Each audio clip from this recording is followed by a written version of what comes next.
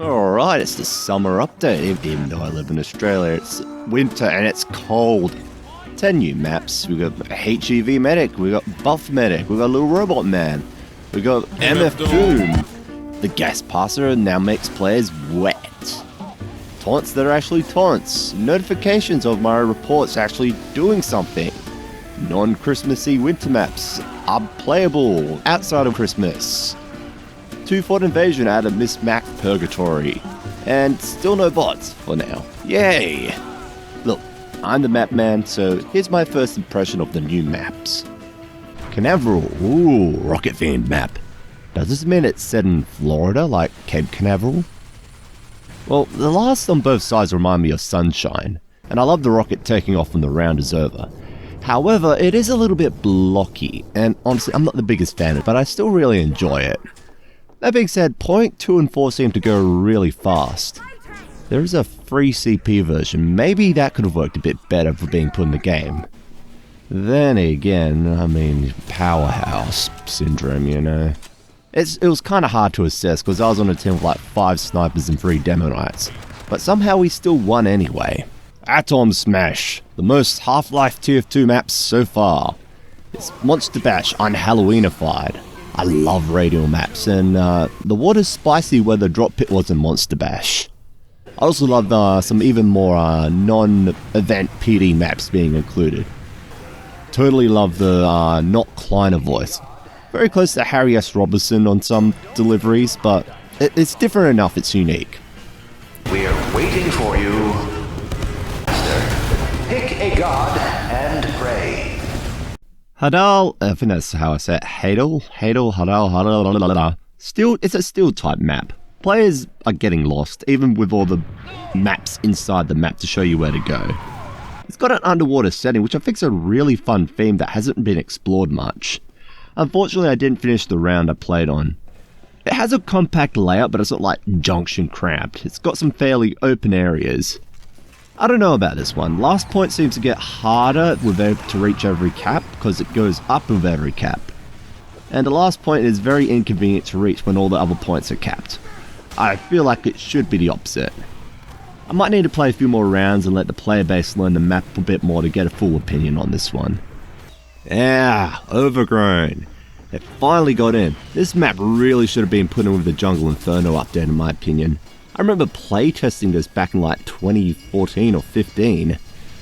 The points feel really challenging to cap, but it's not unfair challenging. And because I did a lot of playtesting, I had a bit more understanding of the layout, so I had a bit of an upper hand. Yeah, I enjoy this map. It's not the most flashiest, but it gets what it needs to do right, and that's really what you need. Also, it has a train. Who doesn't love trains and maps? Every map needs a train. Next up is Applejack. It's a farm-themed map, and I love farm-themed maps. Is that a My Little Pony reference? I assume it is. It's a very pretty looking map, I love it. The game I joined was a friendly match, where I don't know gameplay-wise how it plays, but let me explore the map in peace, however. It feels very compact, but open... Oops, sorry, adjusting. Open at the same time. Apparently there's chickens somewhere on the map, but I haven't been able to find them. Next up we have Kashawea, I think I said that right. It's got a helicopter. It's a nice looking jungle map with a nice layout. It's got piranhas in the water, and you can also chop yourself to pieces in the blades. Brilliant. Unfortunately I got into another friendly game when I was server hopping, so I can't assess the gameplay on this map. It looks pretty fun to play on though. I have to come back at a later time and give it a go. I have a few thoughts on Megaton, and it's not just like Oppenheimer references. In fact, I'm pretty sure this update comes out pretty close to the day the Trinity test happens. Anyway, the bomb going off at the end is just brilliant.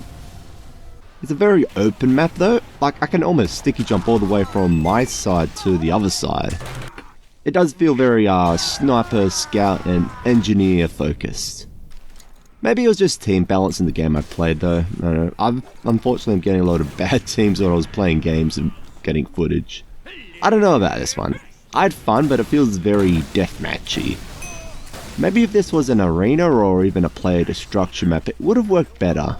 I mean, it's not bad, it's fun, but something isn't 100% about it and I can't put my finger on it. Next I played on Berghausen. It's medieval mode map. It's probably the one I had the most fun playing on. It's an interesting decision to use 1-point CP gameplay across 3 stages. I think it could only really work for medieval mode. The gameplay was just crazy on this map. Perfect stupid fun. I had so much fun just changing classes and trying different melee loadouts. Really glad to see more medieval mode maps. It's something that doesn't really get explored much. If you remember the early days of custom medieval maps, we've come a really long way. Next up was Odyssey, and once again I was not on balanced teams both times I played this map, so I can't really give a good assessment due to this.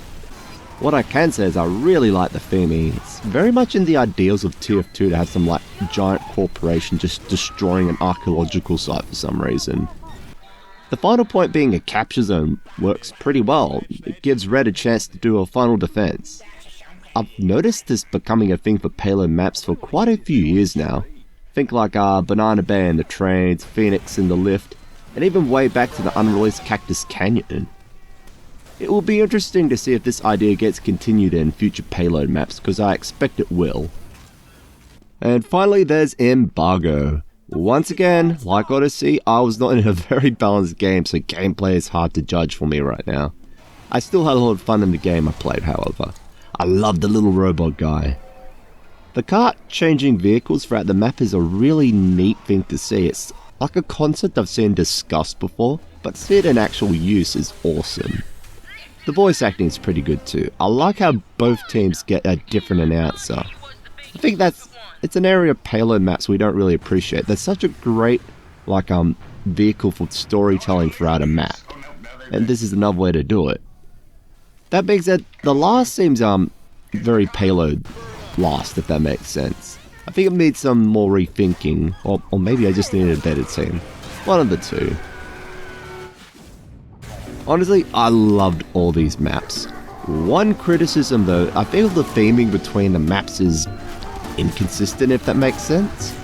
I think this is more because some maps are from almost 10 years ago.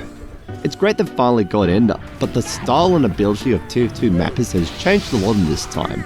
It's more on Valve's fault for not putting them in earlier, to be honest. I think it's important to point out there's a really good mix of game modes in this update, and all the maps are at least a 7 out of 10 with no like real big why was this included kind of map this time. I'll be really surprised there's no map you like in this update. It's hard to make conclusions about these maps so early on. I'm sure as time goes on there'll be a favourite that'll get picked by everyone. For me right now, the winners of the update are Atom Smash and Berghausen. I think I said that right. I recommend you go and play and enjoy the update. It's excellent. We're so back. Hopefully it stays that way. Play TF2, enjoy it. Do it.